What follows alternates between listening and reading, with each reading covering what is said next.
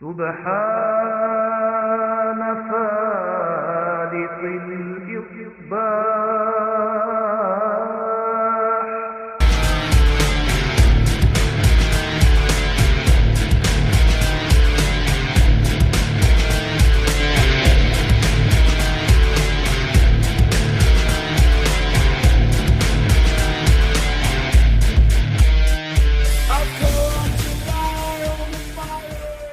Ladies and gentlemen, welcome back to another edition of the Impact Attack, the not so live Impact Attack, because we went to Bermuda, Bahama, Ben Amama, because he's live in his vacation home here, to me, not to you, as he's got this beautiful background. We're going to get in and out, because Ben Hami's on vacation, ladies and gentlemen. We don't want to keep him too long. He's got to come back tonight for the Horsemen, or at least watch it and make sure that his brothers stay on point. So we got to get this rock and rolling. Ben Hamin, welcome back, sir, to your show, The Impact Attack.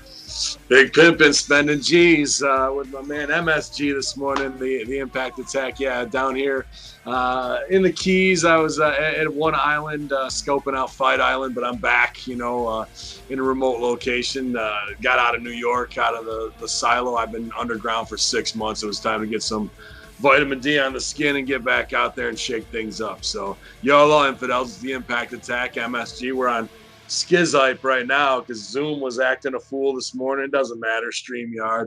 You can't stop us. We're unhackable. So we'll break down the show, get in and out so you guys can get outside, hopefully in quarantine. Although in New York, they're telling me it was motherfucking snowing this morning. People waking up up in the upper hills with half an inch of snow on the truck, man. May 13th, dude. So it's crazy up there, and it was 88 degrees where I am yesterday. So it'll be about 85 today. It'll be good to be in the ocean. We got some wind here in Washington, but it's about 65, and it's just dark right now as far as no sun, but it's still nice out. You know what I mean? So I feel for those people who are getting the snow because you're already trapped inside, and now you can't even feel like you can go outside because it's just so cold. It's like living in Russia. The old man, the king went and did a perimeter, check all the fences the other day, perimeter search, and he said it was doing some repairs. It was 42 degrees outside. So I was doing the show with Russo and Stevie out here for Raw and SmackDown review, having to sweat and pat my head down like Lacey Evans having the vapors because it was 80 something degrees out here, and I had to go inside, sit in the AC, but it was damn nice switch up, man, after 6 weeks of the bullshit. And then people in Florida, you see the Florida man stories, but really I got to say, as hardcore as New York is, where if you even walk into a store without a mask on, people are looking at you and ready to be all toxic cocksuckers and cunts to you. Down here, it might be 1 in 8 people who have a mask on. Everybody's done with it. They know that being out in the sunshine, getting fresh air, and not taking out all of the bacteria and microbes that you need to be healthy, and being under house arrest and just all the mental lockdown that this whole thing is, to be out of it and break out and see people doing that. I think everybody's on that same page down here. And I hope that spreads a lot quicker than this bullshit virus and whatever else they're trying to talk about, man. Well, if you guys want to get more information, of course, we don't. Ben Hamin's brothers will, of course, probably be more or less covering more COVID stuff tonight, I assume, on the Conspiracy Horseman.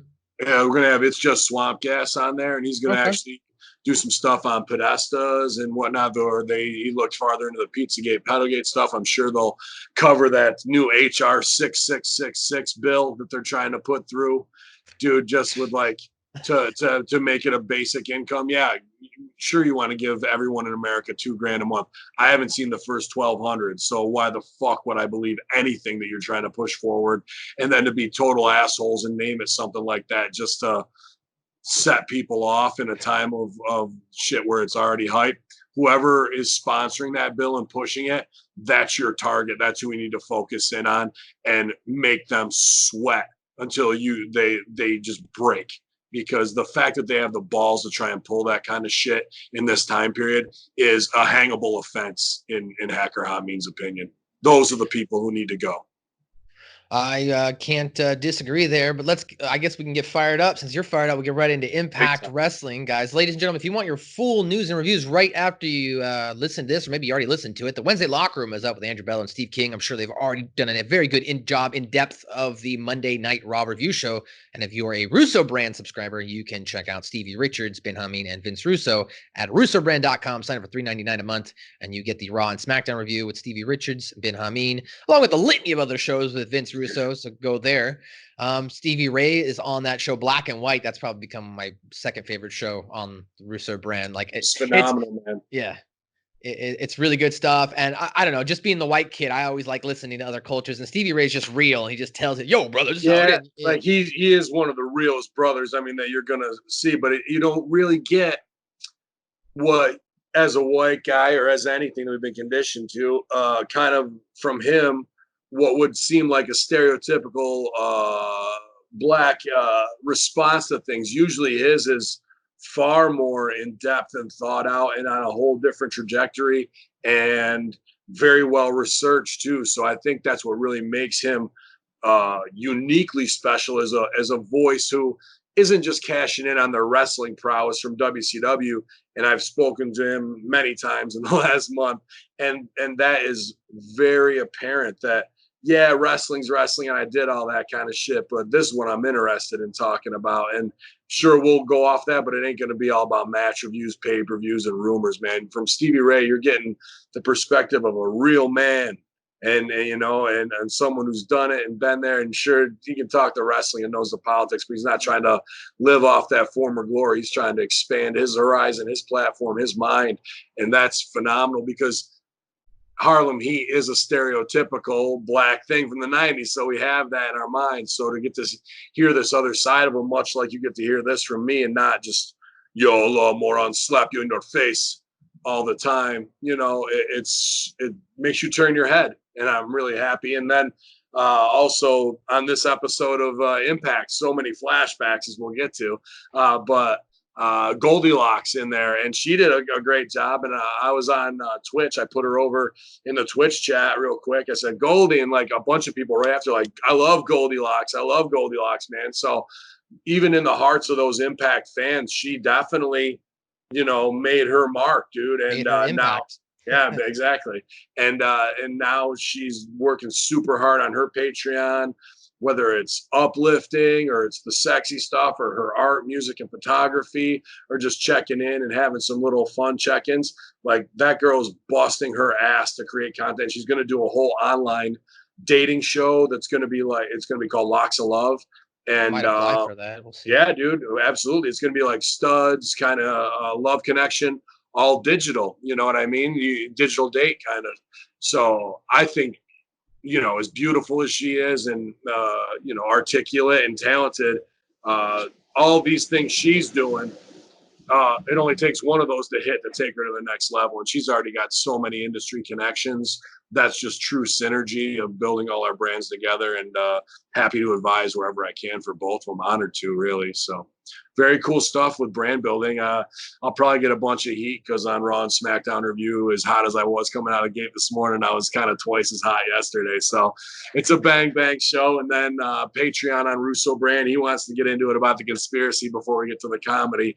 And Vince likes to tear the lid off, but he doesn't like to know when it comes pouring out on him what it's going to be. Oh, so, brother, we got to go. I guess it's too much. Yeah. So we leave him speechless again. So if you like to see that kind of shit, man, you know, Patreon or Russo brand or just russosbrand.com to be getting all those shows. If you're an extended subscriber, I just can't say thank you enough for all that, to be able to make a couple bucks, even having to suffer through 9 hours of wrestling from Friday to Tuesday. Hey man, there's worse things that I could be doing, you know what I mean?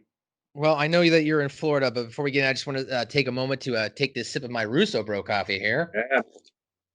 Go to thebrosters.com, get yourself a cup of Russo Bro coffee. Did you take any with you down there? No, I haven't had coffee in 3 days, dude. Wow. And I can't believe it, to be honest with you. I was just like, I'm going to take a little break. It's hot too, so I'm not really into drinking hot things right out of the gate, you know, and I've actually been sleeping pretty well. I toss and turn. I probably got sleep apnea. I got to get one of those breathing machines. I turn an old bastard, but my shoulder's janky, man. And I can only sleep on it for so long on one side and I have to turn over. But I've slept better here the last 3 days than I have in a long time. So I feel rested. Getting that suntan, being in the water, and getting out there, man, made all the difference in my outlook, to be honest with you.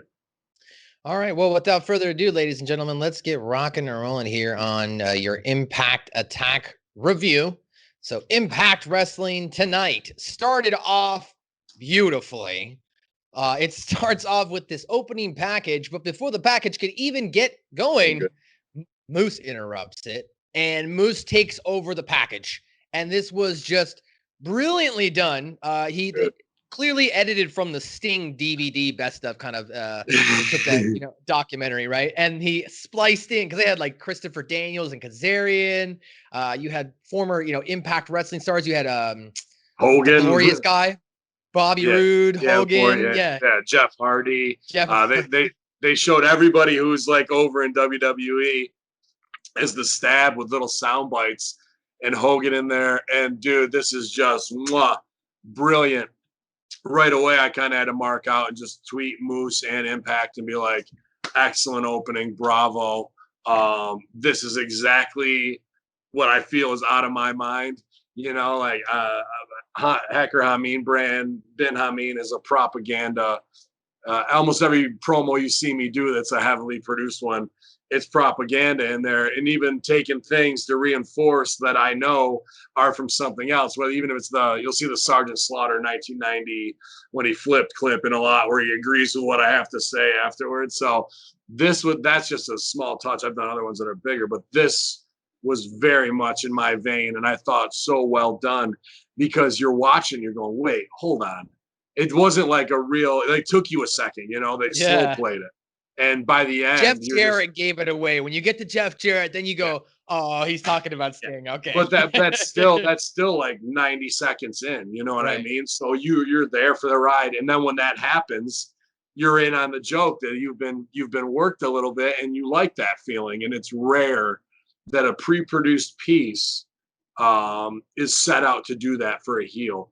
I've done it a couple others. But this was very well done, using all the footage that they own to get value out of it in a heel way. I thought was excellent, dude. And of course, bringing back that signature Impact voiceover actor, the guy who does the intro, he's so good, man. I don't know why they stopped using him. He must be making good money if they're not paying him. Yeah, I don't think he's like a on-staff guy. He's just like a dude that they contract when you need some stuff, and he's got his bill. So. But yeah, that whole feeling of bringing it back, we've been questioning, why would you split the brand? Why would you do this, that, and the other? I mean, I still kind of can't answer that, Tessa out of the picture, not the worst thing.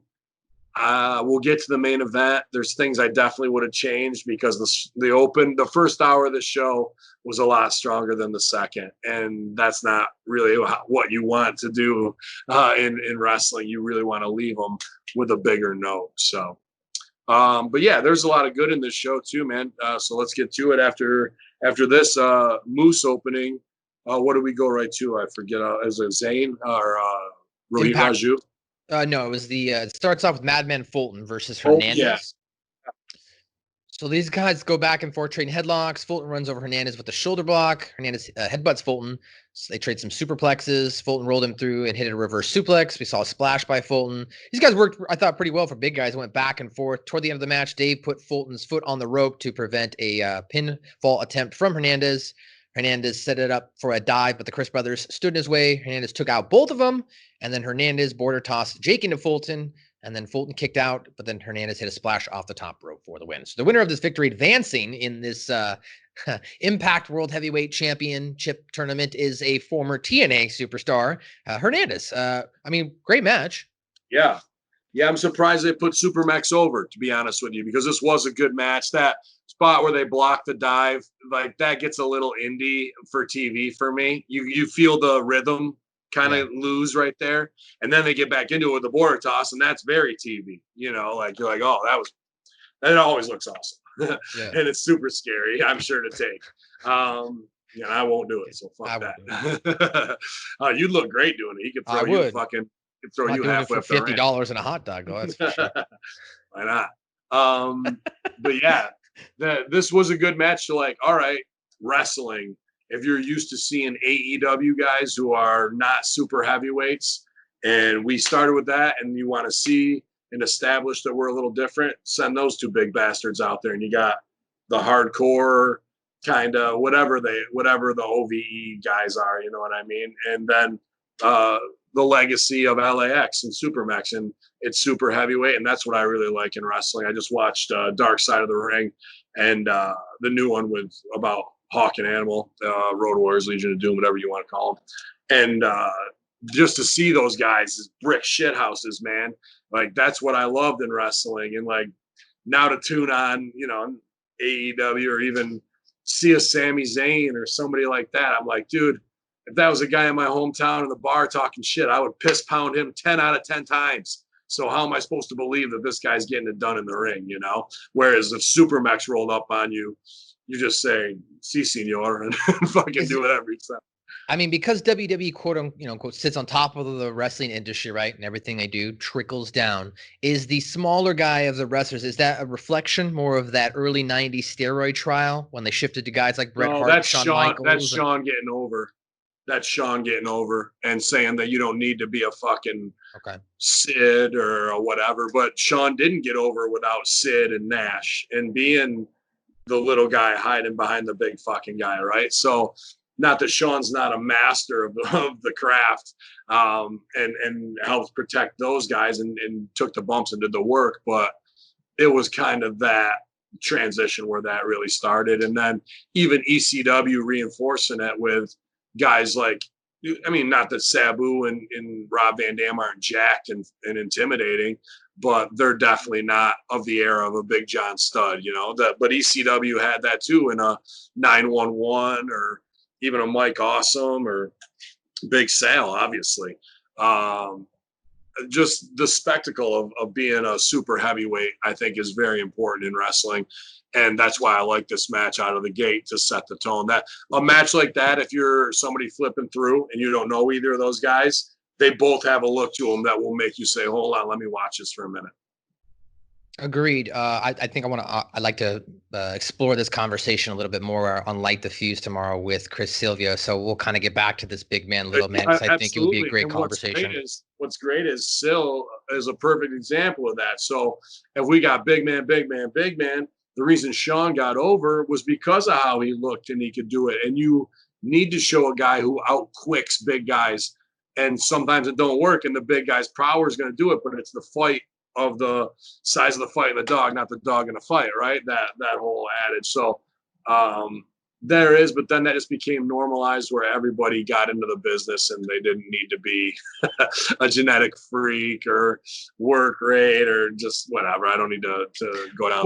Well, the Marks have a theory, so I want to bring that up. That's why I kind of was asking that question, but I'll bring that up tomorrow with you guys and Silvio. They have a theory on what this is. So I'd like for you to pimp slap them is what I want you to do. Okay.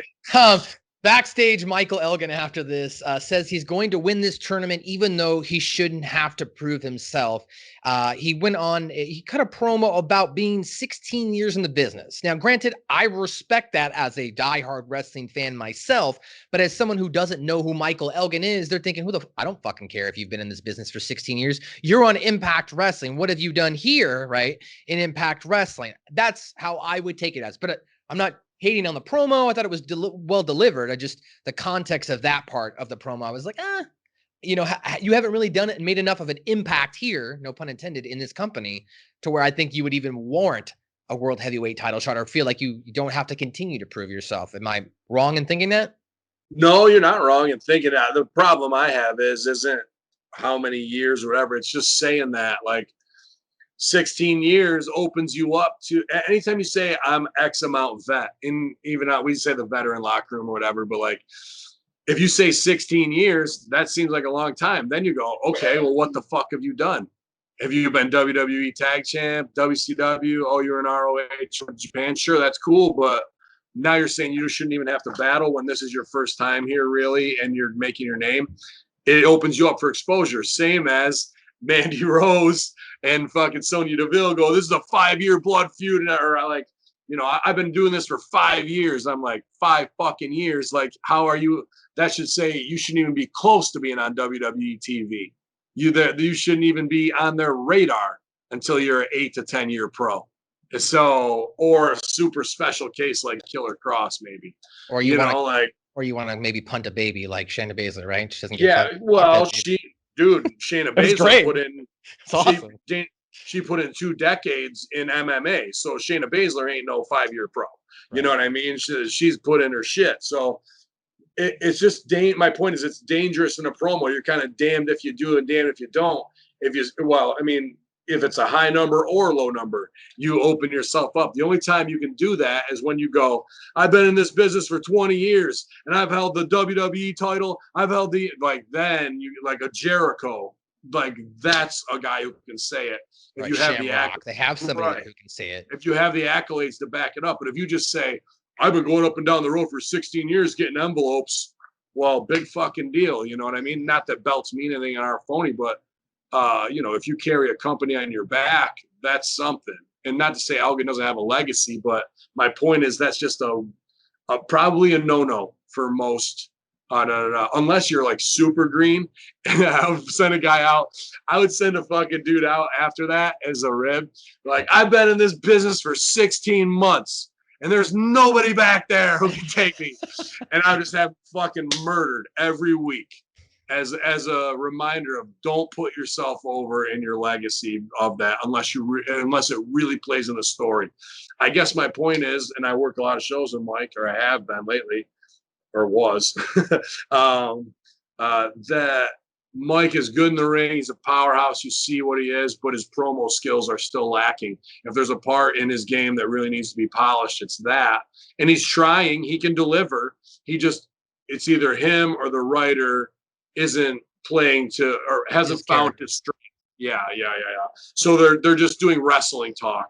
And that's an easy thing to be like, I'm a 16-year vet. Oh, well, it seems credible, but like I said, anybody who's worth any salt in their promo to rebut that could easily chop his legs out. That's serving me up something to smash on. Yeah, I don't disagree. He definitely can cut a promo and he's got good delivery, but the content, and even if he had come out and just laid down, I know he's done it with the Eddie Edwards stuff, but even if he just laid out all the matches and people he's beaten in this promo versus saying I'm a 16-year vet, I think that would have gotten over better, because then you can channel the history of the Impact Wrestling fan going, oh yeah, Elgin has been beating all these guys. Maybe he definitely does deserve this title shot. Yeah. And as a true heel, as an 80s heel, you would never, even guys you lost to, you would say you beat them. You name them, like people know, like Roddy Piper, beat him. Hacksaw Jim Duggan never beat me. Sergeant Slaughter, never. I beat him every time. Like, obviously, I've laid down for all of them every time. But if you keep putting it over, the lie becomes the truth, or the fact that the crowd knows that you got beaten. They're like, no, you didn't. Fuck you. He beat you. And they're like, no, never. Just deny it. Like, that's heel 101. So trying to put over a legacy isn't even really that heel to start with, Yeah. Well, after that, we have Madman and Fulton and the rest of OVE. They are kind of having a little bit of a temper tantrum. That is, Madman Fulton is, because he lost the match. You have Jake trying to calm him down, but then he kind of gets in his face and basically says, are you upset because you lost? Which instigates him to leave more. Crazy Steve walks into the scene, calls them all sheep, and says, you guys aren't OVE, you're OVEOR. And I was like, oh, that's clever. Over. That was great. Yeah. As in the faction is done, and then they end up calls him crazy.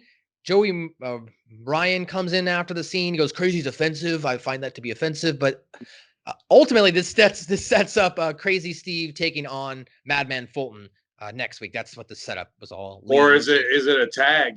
Is it going to go into a tag with those guys in like a weird little mix thing? They got the guys. They might have had them there. This seemed like, all right, let's finish up the business, keep the confusion with OVE. We got to get something set up for next week to pull time. We already got it on tape. Here's the pre-tape. And so it's not just like a mishmash of like pulling names out of a fishbowl match. You know what I mean? You could get the singles, but I think if you're going to intro those guys together, then put it over. You know what I mean? Otherwise, why do it? One thing I was thinking of here, and we see her later, and she's even mentioned later by Madison, is Nevaeh. And I see that they want to keep her separate. But what if Nevaeh becomes the new mastermind for OVE? I think a woman leading a man's stable is interesting.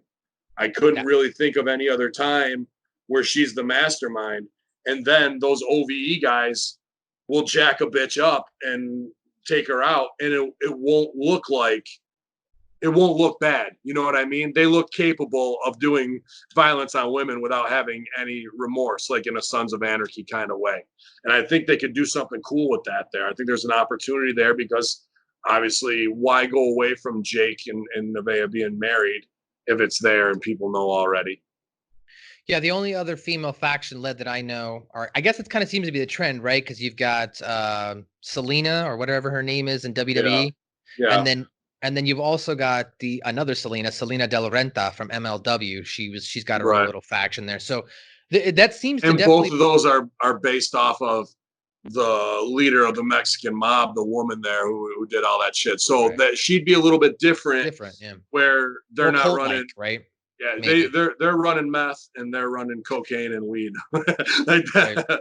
That's it, right? So but yeah, Like the no, I Fulton.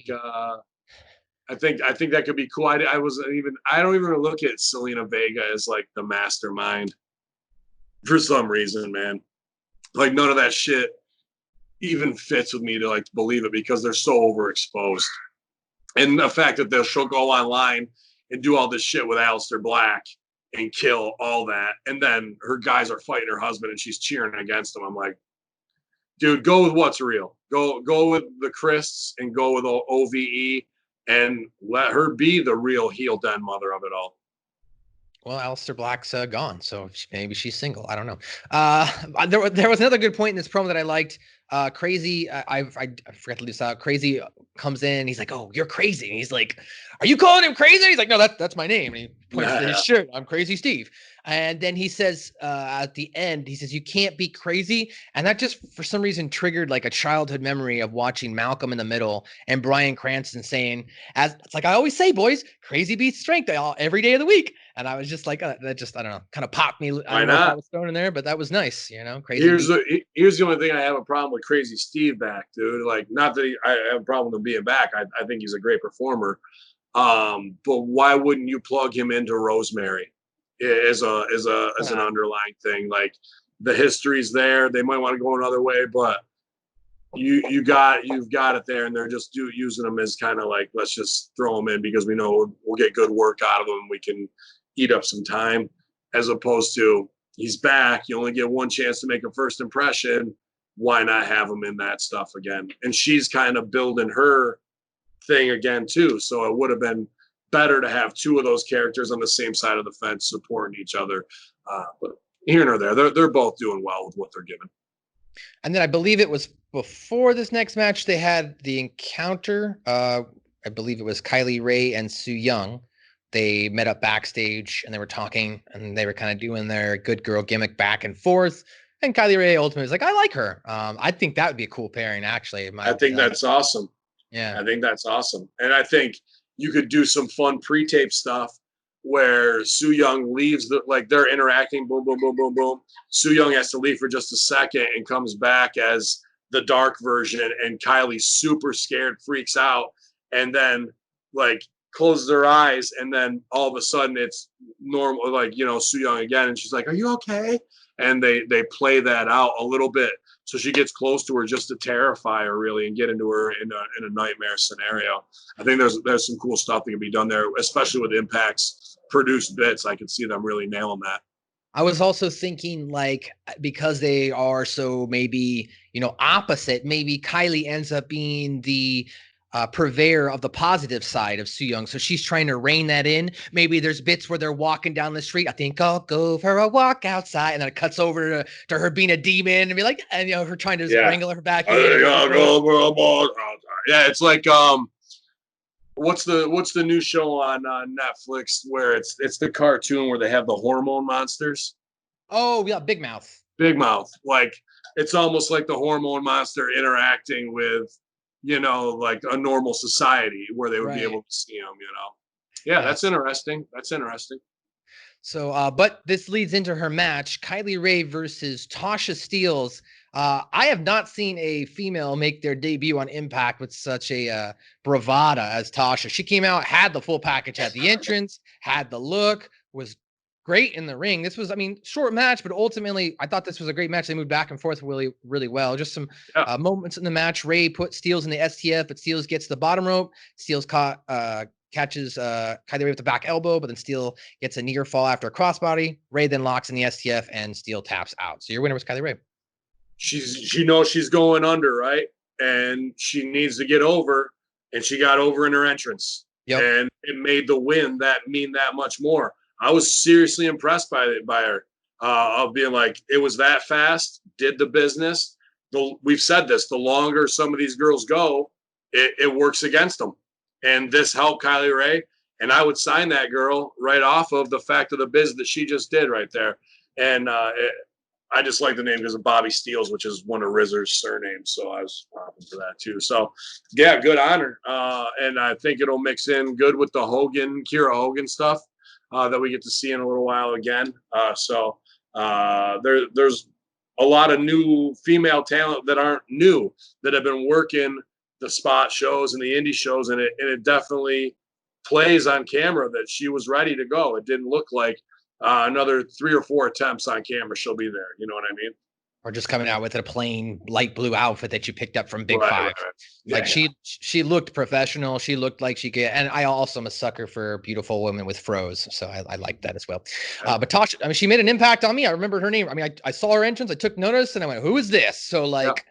She was really good on that in that regard. So after that, we move on here throughout the night to backstage. Rohit Raju, it says it's his time. Cuts another excellent promo. I'm not happy with the outcome, which we'll get to in a match or two. But the second week in a row, another fire promo. I posted on his wall on Facebook. I was like, dude, your promo was the best promo on Impact last week. There was so much passion and real to what you were saying, and that came through again here.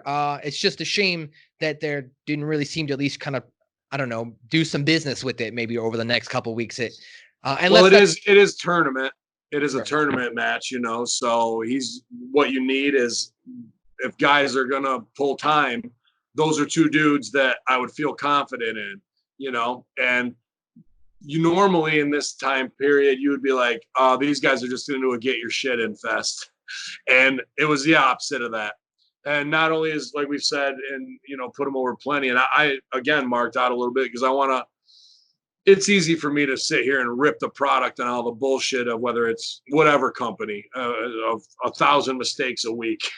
So when I feel one of my brothers is taking the most of his opportunity and making his opponent shine, and they're getting everything over storyline wise, I got to break character a little bit to put them over, because this is a fucking lonely business when it comes to compliments and whatnot from your peers. The crowd might always put you over, but you're always a little bit like, shit, what could I tuned up better? And this match had some things that were a little mistimed, but they pulled a lot. I mean, it would have been anything better than I would have done. So I tweeted him. I was just like, at Trey Miguel and him, I was like, excellent effort, or great effort, excellent work.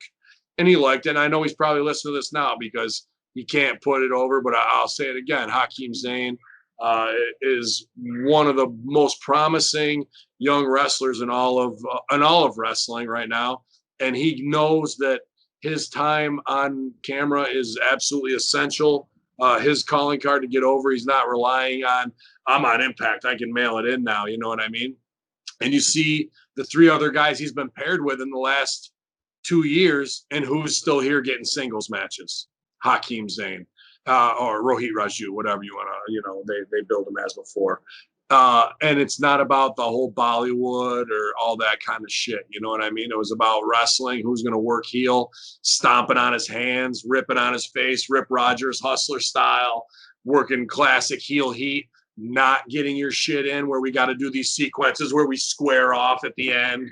Like, this was just, I knew who the baby was. I knew who the heel was. I know they were both motivated because of a tournament. Let's go wrestle.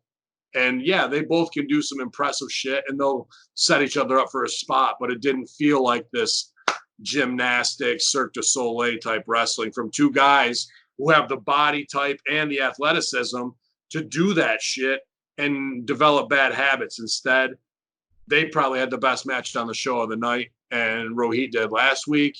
And yeah, I'm very pleased to see guys like this getting it, man. Yeah, well, I mean, since we're talking about, we could just jump ahead a match or two, and we'll talk about the match itself. It was the Impact Championship #1 contenders tournament. Rohit Raju versus Trey. These guys traded submission holds back and forth to start off. Trey took Raju over with the rope with the walk arm drag.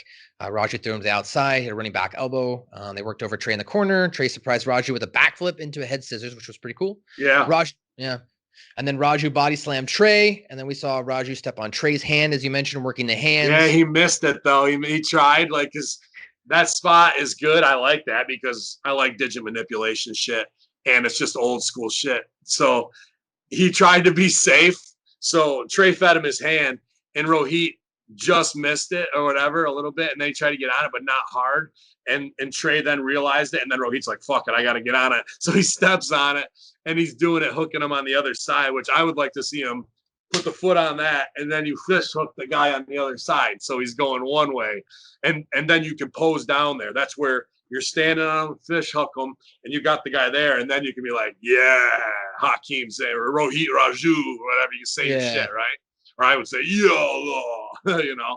And but then he takes his foot off his hand, and you can see he pressed all the blood right out of his hand. His hand was like that yellow white, you know what I mean? So that popped me because I've done that exact same thing probably 2 or 3 times where I was like, oh, I don't want to hurt this guy. And then he doesn't sell it because he doesn't realize how light it is or how close I am on a stomp. So I'm like, fuck it. I'll stop him for real a little bit, you know, and then that gets the reaction.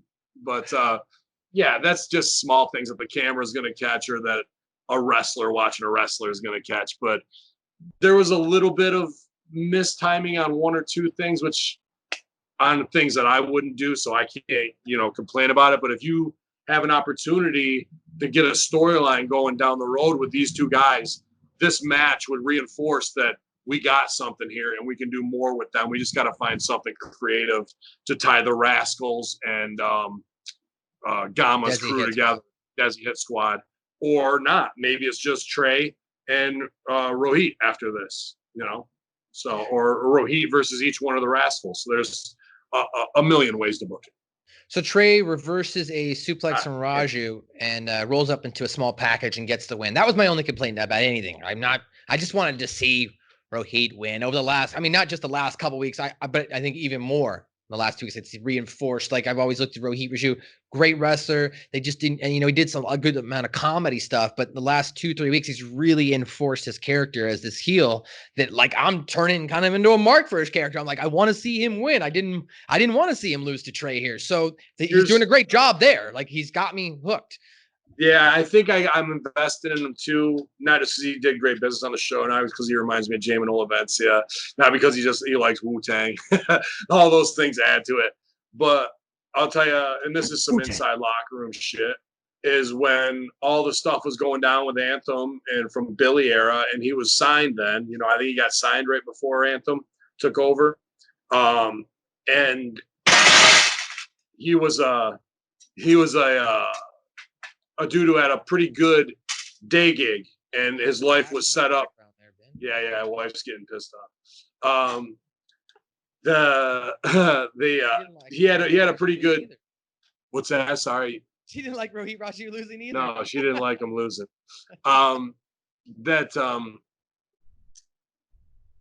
He changed his life for wrestling, going from Mark job where he had, you know, a future ahead of him, and he's gambling it on being a star to get to where he wants to go someday.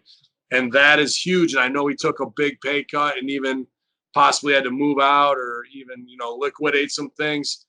And that also makes matches. When I know that makes matches like this seem so much more important that a fan will never know, because this is this guy's life, man. Like, he's doing an 11-minute phony wrestling match, and for who knows how much money, to hopefully get raised to the next level so he can get more indie dates, which are all shut down right now. so he can get higher on the card and maybe turn some heads at WWE or AEW or rise to the card in Impact and make more money. But he's got a kayfabe all that, and me stooging him off probably isn't the coolest thing, but people need to know when you hear the fucking Edge thing, my sacrifice and all that kind of shit, that's real sacrifice, dude, for your performance. And a lot of people will never know what it takes to put your head on the pillow at night and go, fuck, should I be working for somebody else's dime and have the comfort in life, and I'm unhappy with who I am and I don't feel fulfilled? Or am I going to chuck it all aside, live a lesser life, and bet it all on myself, and maybe it'll pay off? And for some guys, it doesn't. And it's not, it could be a variety of reasons, nothing to do with their ilks. And he's one of those guys who's putting it all on the line for real. So when he hits a home run week after week, it needs to be recognized, because a guy like that sacrificed a shit ton more than any Mark fan could ever realize. Great points. Great insight there, Ben. Let's go back to the flow of the show. It was kind of interesting coming off of that Kylie Ray match. They went right into another knockouts match. You had Kimberly taking on Havoc with Nevaeh on the outside looking on. Kimberly ends up decking Havoc with a pair of brass knuckles for the win. Not good, dude. Not good. Like, sorry, go ahead. I cut you off. No, it's fine. I was just gonna say, put over the fact. I've seen Kimberly's matches up here in the Northwest. I think I might have called a match. I should know that, but I think I've called a match for her last year. So like I've seen her work. But this match was definitely interesting. Go ahead. It's completely wrong, right? Yeah. Like Kimberly, we haven't seen her before, even though unless you're a shine or shimmer tape trader masturbator and you know her very well. She's been around the indies for a long time. She's great friends with Havoc and Nevaeh and all the girls that got each other's back. She's a very capable worker, and her timing was good in what she did there. She didn't look like she was lost. She's got gear. She's pretty. She's blonde. She's in there with Jessica Havoc. Who's the heel? Jessica Havoc should be. Why is the babyface using brass knuckles? I don't know. It's straight up heel move, dude. Not even to like overcome the odds. Like if they were doing whatever where Havoc killed her for 3 weeks and then that's her retribution as a baby, fine. Right. But on your debut as enhancement talent that the crowd thinks you're going to be, and you're using brass knucks when you're the good looking blonde baby over the demonic Havoc, time out. Okay. Completely wrong out of the gate. Give me one story from Shakespeare to cartoons that this follows a pattern of storytelling, and I'll be happy to be like, okay, I'll eat my words a little bit, because it's completely wrong in the way it was. And then the execution was really bad, dude. Like she gets the knuckles on, tucks them, and then just lets Havoc tee off on her face in the corner, while the ref's looking at him from behind, because if the ref sees the knuckles, he's got to call it. You know what I mean? And that wouldn't have been bad. Like, and then Havoc could have killed her that way and not hit the knuckles. Like she tried it. She knew she had to have some upper hand, but we didn't tell that story that way. And then she puts her on the top rope. She's teeing off on her. The ref can see everything. When you're going to do a heel weapon spot, the ref has to have his back to you, or he has to be bumped, or he has to be distracted by the manager, where the manager slides you the fucking knucks and does the jump up. Ref says, get down. You lock them, bang, hit them, tuck them. Ref or your manager jumps down and the fucking ref comes back. He's laid out. Come on, ref. You turn the ref around. 1, 2, kick out or pin and heel right there, right? Like, no. So the ref's looking right at him. Havoc has to turn around and do a primal scream to scare the ref off, which he's just going to back up and he's still going to be looking the same way. Havoc comes in, knuckle shot in front of the ref, really, and she has to tuck him and win. And the ref, too, man, like normally the Impact refs have been really good, like way better than AEW refs and as good as most WWE refs.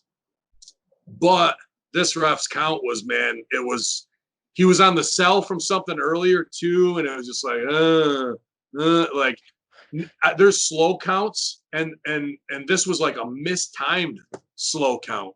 I just didn't know, man. Like I really think these girls could have gotten it over and gotten it together, but this finish and the everybody involved who was in the ring was in the wrong spot and didn't do the business the right way, which is crazy to me because I know Havoc and Nevaeh know better than that. It's why is a babyface using brass knuckles? We should have just stopped right there backstage and said no. And if she did have brass knuckles, she should have found them on Havoc and like patted her like she had her in something and reached into Havoc's fucking pants and pulled out the knuckles, and she sees them and ducks them as a babyface, and she's getting them on, and then Havoc's looking for something, and the ref's like whatever, and Havoc pushes the ref off, turns around, pop, puts them back in Havoc's bra, and then fucking goes, ref, she's got knuckles in her titties right there, and like the ref fucking sees it, and then DQs Havoc. Don't even need to punch. You just got to find the knuckles on Havoc or plant them on her. Maybe she comes out as a babyface and she's devious, planting weapons on heels to get DQ wins. That'd be great. That's not been done before. That sounds awesome, actually. 1,000 ways to do things, man. But that one that they chose was 1,001 not to do the finish the right way. And I felt bad because I like I say, I'm a fan of Havoc, worked with her plenty, and Nevaeh too, man. So after that, we got our locker room talk, not to be confused with the Monday, the Wednesday, the Friday locker room, which you can check out on all available platforms. I pop for that, right? All right. So we've got Swinger and Rain, of course. Rain introduces their guest, Ken Shamrock. Shamrock refuses to shake Swinger's hand and makes him go get him some muscle shake. So Shamrock says Callahan is going to get himself hurt if he keeps getting in his way. With Callahan in the rear view mirror, Shamrock is focused on the Impact Championship. All of a sudden, though, Elgin storms in, hits Ken Shamrock with the pipe, and then he places a chair on Shamrock's head, and then he hits him with another chair, a concerto, if you will. Yeah, I popped me, though, dude. The concerto thing was good, but, like, he hits him with the pipe that they used in the girls' match 2 weeks ago, the same prop, and you see it, he hits him with it, and it flexes. Like you know, it's a complete gimmick thing. Whatever. Maybe that's just me again looking at things in a critical eye, and I see that in those two frames. Because you're gonna do the concerto. Dude, if you hit a guy with a pipe is enough, okay? Like otherwise just tack them, glom them, then do the concerto. But whatever. They were looking for some funny weapons, and they did what they needed to do. It's a comedy spot with Swinger, and it's a weird thing with Madison Rain and him and Shamrock anyway. So wrestling. You bring up the ability to do it with a chair or a steel pipe, and that just triggered an idea or a thought I don't think we've ever seen in wrestling. So have you ever watched that? Never mind. You're on vacation. You haven't watched this. It just came out on Netflix. Unbreakable Kimmy Schmidt versus the Reverend. And what they did is they did it in a style of a choose your own adventure. So really? you get it's a comedy, 30 minutes, but you get to choose like different things for Kimmy Schmidt to do. What like especially with the Reverend toward the end, you can kill the Reverend in a couple different ways. Oh, that's phenomenal. It's great. So I was thinking, why haven't we done that in wrestling yet? A choose your own adventure? Yeah. Well, you can't really do it unless it was completely interactive. You know what I mean? Like through a network app, maybe you could, but you could do it where it's just the guy's pre-produced thing, where the things come up all the time. Like you get those whatever in the scene, freeze frame, or he's reaching into his bag. And what's he going to pull out? Yeah. Right. And you get three choices and you just see a finger come up on the screen and press for you. Like, you know what I mean? It doesn't need to be the viewer at home. It just needs to be that look of choose your own adventure. And then you could even go back and if you didn't like the outcome and show that pre-tape again by pressing the other one. And where does it go? And that furthers the storyline. What if like he presses it and it kills his storyline? And then the next week he's like, screw this, I'm going back. And he's reading his own book and he presses the other one. Now the storyline furthers. So we did get to see that finish. Why not, dude? You know, it doesn't need to be the audience interactive. You just have to make it look that way. That's good. That's a good idea though. I'm looking forward to watching the Kimmy Schmidt thing too. Yeah, it's really good. That'll be our clip here for Plaja. Clip that one. So after that, we got Sami Callihan. Great package here. He's I'm assuming he's at his house in the dark, at the red light on his face, and he's cutting his promo. Callahan says that Elgin has been walking in his shadows for years, and it doesn't matter what Elgin does, that he will fail, and they will be meeting each other next week as part of this number one contenders tournament. I mean, there's not really anything bad to say about this, is there? No, it's Sammy just setting it up for next week and getting your dose of Sammy and shitting on Elgin. But I think Sammy and Elgin have a definite mutual respect for each other. And I think Sammy would be a good guy to try and sit down and coach Elgin and have some ideas for Elgin and say, dude, this is what I see the best to get the most out of you that you might not see in yourself. Sammy is a great creative idea, man, and can pull from comics or whatever it is to bring something to life for himself and his boys. If he can do it for OVE and all the crew out there in Toledo, then he could definitely do it for a Mike Elgin and get him to a next level, because some Japanese Joseph in the Amazing Technicolor Dreamcoat robe doesn't do it for him. We need more. We need more. We need more to relate to or to hate if he's going to be the heel there. And I think Sammy's a guy who could come up with something captivating to work him in. However, this is a tournament spot, and it's not an ongoing storyline. It doesn't seem that way with them, where it's going to spin out into something. So it'll be an interesting, hard-hitting match next week. I'm going to pick Sammy to go over. Sorry, I had Amy Schumer in my mind kicking the shit out of the Reverend. That just flashed through my mind. Who would you pick next week to go over, Sammy or Elgin? I honestly think Elgin probably needs it more. Now I might go back. I think Elgin needs the win more. He definitely needs it more. Sammy is all character. He doesn't need a win. You know what I mean? Say something you put over on the Monday Locker Room at every show. Titles are for people who, titles aren't for people who need to get over, right? You don't. Titles are for guys who can't get over with character. Right, exactly.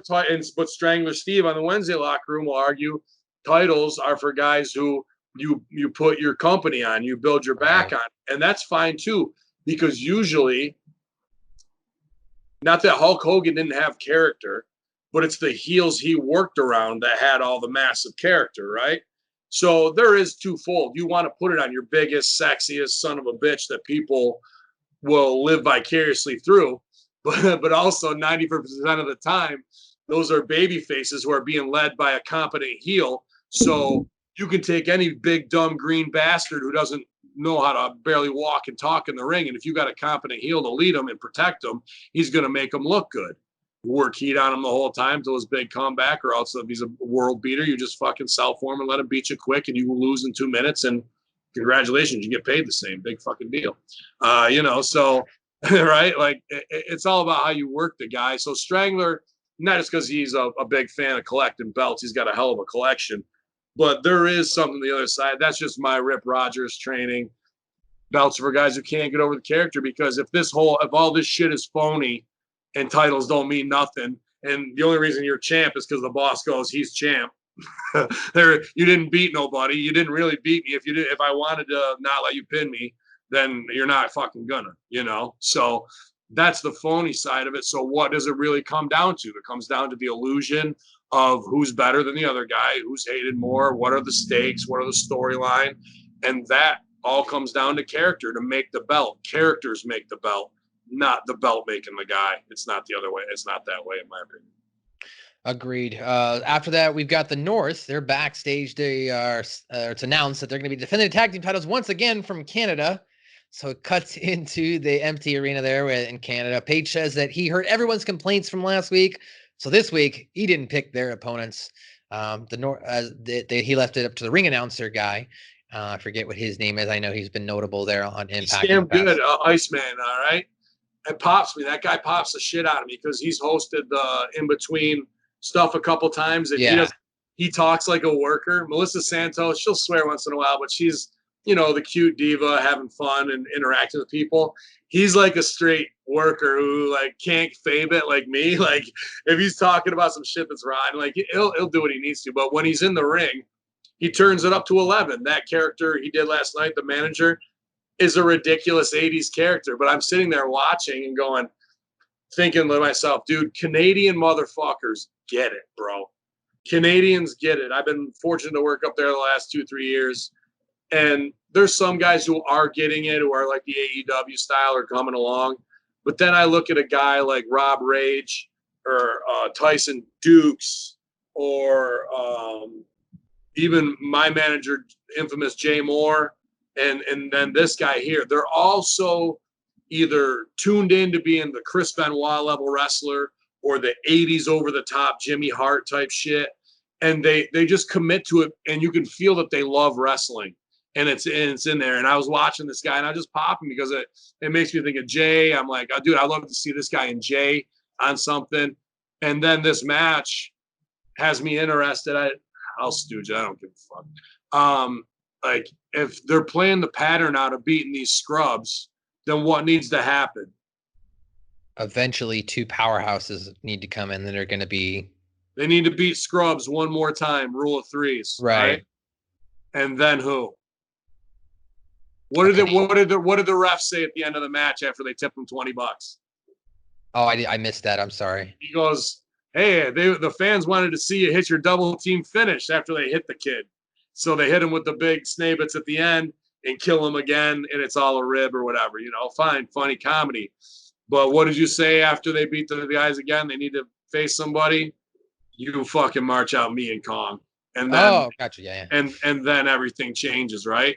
You built the pattern of comedy, and now we got some hand-picked competition for you. Now it's changed. That's not a spot for TJP and Falaba there. You know, it's got to be somebody from the outside. And I'm probably going to make the call to see what's what. They probably already have it in the can, though. That's the problem. We're too late on it, I think. But doesn't mean I still won't make the call. So this was, of course, a quick match. Paige super kicks one of the kids. He's out cold. Paige picks him up. I like this part, though. He stimulated the fight with them, and they added the after effects of bam, pow. You know what I mean? That was pretty cool. There was some shots on AEW in there, too. Like I think them having those kids in the ring is a shot on AEW in a little bit. And there was something else in there that stuck out to me that was like a zing in ring like that. Yeah, there was they were trying to do I forget. I know what you're talking about too. Like where Ethan Page and him are in the corner, they were kind of like having conversations back. Yeah, there was something in there. I was, half in and half out. I wasn't taking notes, but again. They're at Santino's at the Don Kolov Arena. They can't cross the border. Let's do comedy as opposed to having an empty arena match like everybody else. Let's stick out, make ourselves different. They both look awesome. You know who's going to win. So it's about watching the match to see what production and funny shit that they're going to do, paying off the ref, the Batman stuff, stunting like my daddy and doing the fake Weekend at Bernie's, hit them, whatever. It makes him stand out, and Ethan Page knows, dude. He knows what to do to get over. So after that, the winner, still champs, of course, the North. We go to Chris Bay. He's backstage with Johnny Swinger, and he's kind of riling him up. Basically, gets it in his head that Mac is talking smack that he was the better tag team wrestler in their team that never really happened. So because of that, after getting him all riled up, then Swinger goes and finds Willie Mack, and he's like, "Hey, pal," and he challenges him to a match. This was actually good stuff for Willie Mack. He didn't say too much, and I liked what he said at the end. Man, what the fuck is, or what the hell's wrong with this guy? That was perfect for him. That's fine. Exactly. Yeah, this is one of the first times where I was like, all right, they fit him in, just a small dose, quick reaction, and that was that. And I'm not the Shawn Michaels of the group. He puts over. I'll make you the royal humble. He even says right later. Yeah, dude. Swinger's phenomenal, man. He is everything the character is. What is a belt? Doesn't mean Swinger's fanny pack means more than the X Division title in my opinion. Fanny pack title. Yeah, like you could like now that's a strap, right? But character's everything once again, and he steals a scene. I hope he beats Willie Mack for the X Division title. That will be far more entertaining as Swinger with the title, bro. And in this case, Swinger would actually be getting the title over, which, for the X Division itself, you might make the argument that they definitely need to try to get that over as much as possible. when you don't have a guy who can necessarily cut the best promo to get the division over right now. Yeah, I agree. Yeah, I mean, and even as a rib, like Swinger as a rib champion, which it's going to be, that sets up for somebody bigger name to come in and make it credible. Because you're not driving it down, you're just making it like, all right, it's kind of in this comedy realm right now, and we know it's got the legacy of being hardcore. So it just, the dream booking of Swinger versus somebody hardcore will be good enough to sell it. Yeah, I would like to see if this is going to eventually lead maybe to Chris Bay getting that title. Maybe he's, playing a little bit of that puppet master, right? Trying to start the feuds. I think that's a smart idea, bro. And how about in that promo, did you see Chris Bay's lip? He got fucking mollywopped because one side of his lip was 3 times the size of the other side of it, dude. So he got potatoed by somebody there. That last match, that fatal 4-way. Yeah. So after that, then we go to the main event, the TNA Championship match. Moose, your champion, taking on Suicide. Suicide gets a few near falls in after a couple of early pin attempts. We go to a break. We come back. Suicide lights Moose up with a couple chops, walks the ropes, hits a hurricanrana. Moose falls out of the ring. Suicide lays in a few more chops. Moose sends Suicide into the barricade. Moose threw Suicide off the top rope. Moose booted Suicide off the apron. This kind of went back and forth, but you talked about the schmoz finish. In this case, they did it right, I thought, because Moose dived off the top. Suicide countered with a flying code breaker. Suicide went for a pin, but the referee was down. So kick in the balls, drop them, comes up slow, spear, boom, boom, boom. Problem with this, Suicide should not be going that long with Moose, bro. It was a long match, 15 minutes they went. This is where I think they're at the end of their pre-taping, because one thing we haven't covered in the show is they had Impact Moment of the Week, but there was 5 of them. So there was 5 Impact Moments of the Week this week to break up the show for filler, which wasn't bad because it kept the pacing of the show nice and fast. You watched the live, huh? So I didn't get all those Impact moments. That's why I was like, wow, there's a lot. There's 5 of them. So you can't say it's Impact Moment of the Week if you're going to do 5 in between, So, and a lot of them were fun, like Sabu and New Jack back in the day. There was a lot of different ones. Moose and Suicide, if you're going to do the heel kick and the ball finish, you could have done that 4 minutes in, because here's a problem. Why does a guy like Moose have to kick a guy in the ball? Well, why does a heel have to kick somebody in the balls? Because they don't feel like they can win in a match. They can't beat them, right? Because they're getting out wrestled, or they hate the guy that much. Moose doesn't really hate Suicide enough to just be kicking him in the nuts, and Suicide isn't going to out muscle and out wrestle Moose. Right. So it's a little weird for me that Moose. I get it. It's a heel finish. You know what I mean? But what would have been better is by the end, Suicide is out wrestling Moose and getting him with all this lucha shit. And Moose is rocking and reeling. He goes up for O'Connor roll or something like that, where Moose can roll through and just get his feet on the ropes and stack Suicide. That would have been a better heel win than Moose kicking him in the nuts, because you just had Moose do that it's a shitty heel win, but there really wasn't a reason there for Moose to do that. You know what I mean? Even better than that is if you're going to do the nut shot, the ref is pulling Moose off of Suicide and turns him around.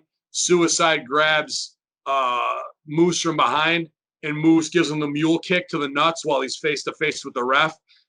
He doesn't have to drop him there. Suicide can sell out around and away, and then the ref moves down. Moose sets up for the spear and hits him. So really, it's the nut shot that is the setup for that without the ref seeing it, instead of doing a ref bump just for a shitty, cheap heat heel victory, which I've done that same finish a couple times. But, Moose is a fucking D1 athlete, Syracuse and NFL. Suicide should not be going that long with him. That's just a problem from the get-go. Would you have been upset if they decided to play basketball instead?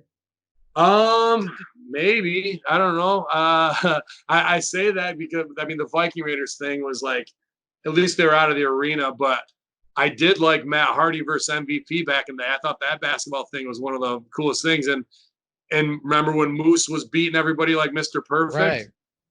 Right. There's something to be said for that. Like there's more on there, and I'm sure Moose can dunk. He's fucking 6. He can 6'8". He's massive. Probably didn't have to really jump, just stick his hands up, Dude, his reach, yeah, right? he's fucking big. But yeah, dude, like whatever Moose is doing, he really cares. And I think the big money is not this right now. Impact has an opportunity to do something with Moose, and he went into business for himself this week. And I was happy to see him do it because the guy won't clap back, but he wants fucking attention. And I think Moose getting in Tom Segura's face would be fucking phenomenal and would take Impact to a very high level because if you don't know, you guys, Tom Segura is a comedian. He's a funny guy. I like his stuff, and we have some mutual friends. But he talked a bunch of shit on wrestling on his podcast and ran his mouth about fans and like controversy creates cash, where he was just trying to do jokes with his stupid co-host where she laughs along like every morning radio idiot DJ. Yeah. And then Moose went at him like a bunch of wrestlers did. But Moose is like, come say it to my face, I'll beat your ass twice. And I believe me, I will do it. Like, let's get shooty with it. I get what they're trying to do something with the TNA thing, but dude, you're talking about a Netflix star and the world turning their eyes to your product. And Tom Segura buried himself, and he's looking for an out from that. So why not let Moose spear you one fucking time? And I've taken it, and as a manager, if I can do it, I can train him to do it 10 times on a crash pad, so he does it once in the ring, and it looks good. And then it's paid off. The wrestling fans be like, yeah, fuck that guy. Moose is over, right? Like he stood up for us or whatever. So, or I mean, you talk about the pop culture aspect, recreate the John Stossel moment with Moose and Tom Segura, just TMZ style, slap him. You know what I mean? Slap the shit out of him, drop him to his knees, and then bring him back. Well, how they didn't pay it off with Stossel, you have Segura get a top contender like Supermex to face fucking Moose. Moose is now a baby, goes over on Supermex. For some reason, Segura's in the ring and whatever, and he takes the spear to pay off. So it's not just Moose versus Segura. You actually get a real big match out of it. But that's where they need to go right now to outshine everybody else and be in a mainstream way. That's a huge opportunity. And I know some guys are like, whether it's D'Amore or whatever, because Moose doesn't clear that shit with him, I don't think, and they have to deal with the repercussions. But that's good business. Fuck it. Who's going to tell Moose no? Not any of those guys, And there's opportunity there. I hope they capitalize on it. And before we finish up here, one thing I did forget to bring up was the Rosemary segment. She was back in the bar tonight. She was doing some more of a tarot card reading, and she's apparently now got property of Taya Valkyrie's stuffed animals. So I kind of like this. She's got the bunny, represents Allie. She's got the dog, represents Taya. But then Johnny Bravo comes in, and he's like, making his case. You stole her dog so much that, did you really miss her? But then kind of has a realization moment. Like, do I miss her? Yes, I do miss her. And by the end of the scene, it looks like based upon the tarot card gods, they're telling Rosemary she needs to maybe find a love interest within Johnny Bravo, huh? I don't not like it. I like these weird things, and Johnny Bravo is 100% committed to character, and he's going to get it over on his end. And Rosemary's takes, where she's introspective and hearing the voices and reacting and little facial things where she's not even saying anything. You see her hearing voices in her head, and then she either agrees and talks back to them in a certain way and just accepts it. That's very high level character acting, in my opinion, because what she's doing is believable. Her makeup looks phenomenal, like just for a scene. You know what I mean? Like, very, very good stuff. Like I said, I think Crazy Steve might have been a better way to do some stuff in here. But like I said, after Johnny Bravo on Gut Check and Johnny Bravo playing the douchebag to Taya, and you see him as the real guy who respects wrestling and a guy who'll go out and show ass because that's what his paycheck is for him to do. I got a ton of respect for that motherfucker, man. And he's a great ref. So I'm excited because I know they're going to put their all into it. You give them any little thing, they're going to try and make it their own. Well, that's it, man. That was Impact Wrestling. In and out, get the review rocking and rolling. I will upload this show to the video to Hamin Media Group YouTube, guys, so you'll be able to see Ben Hamin and all his glory there as the wind's kicking around those trees in the background, and Ben is on a beautiful location right now. Of course, you can check out the remaining of our podcast here on hackerhamin.podbean.com. Also, check out my other podcast, Suck My Balls, just dropped number 23. We review Chef's Chocolate Salty Balls. Oh, a classic right there. Yeah, Classic. Yeah. So they sold a lot. They sold a lot of fucking merch off that episode, dude. A lot of merch. I remember when that shit hit Spencer Gifts. They sold a shit ton. Yeah, man. Glad to clock in and clock out. I thought this Impact was a solid show, even though they had a fair amount of filler and they could have shortened up a couple things. That's just how it is with the COVID-19 bullshit, empty arena, where you gotta make the most out of what you got, you know. So hats off to him. I think commentary was great again this week with Madison Rain and Josh playing off each other, keeping kayfabe, having fun with it. Yeah, man, we'll be here, hackerhamin.podbean.com. I appreciate all my producers putting in extra work while I'm having limited studio access to what I can do and produce. So thanks to you, MSG, for that. And all the boys on the locker rooms doing stuff this week. I know Strangler is pumped to record for Wednesday this week. Got a lot to say, so I'll look forward to listening to that on the beach myself here in just a little while, man. And I'm probably going to be back for the Horseman tonight with its Swamp Gas on. And we may have Crowbar. I'm not sure if he's doing the run-in tonight from ECW. If not next week, I know he's been anxious to join us, and Sal's been working on that. So if I'm on, I'm on. If I'm not, I'm sure the show's gonna be phenomenal. You never know if Billy Ray Valentine might do the run-in too. So maybe I'm getting bumped out. Maybe I'm out of the Horseman. Who knows? Next week. Well, next week, ladies and gentlemen, just to kind of give a cliffhanger here, joining us on the Impact Attack alongside myself, Ben Hamin, will be the Man Beast. I talked to Ted. He's going to be jumping on with us next week to do Impact review with us. So you can check that out right here at hackerhamin.podbean.com. We'll be back tomorrow, ladies and gentlemen, for Light the Fuse with Mr. Chris Silvio. Of course, you can also check out the Infinite Fringe. That's now up right now with Billy Ray Valentine, as you mentioned. And I think, of course, you can go to prowrestlingtees.com/Ben Hamin /BWO Stevie /Rip Rogers /Greek God Papadon /SEG shirts and get your merch. Of course, check out thebrosters.com and Zourdos Olive Oil. Lather yourself up with some Greek olive oil. Ben, anything else, sir? Yeah, man, I appreciate you, doing all the production today and just hanging in the pocket so I can get over to the beach and look for 3 or 4 new wives on Thong Patrol and break all social distancing barriers, infidels. So don't be on lockdown unless you're a stupid idiot Mark Sheep.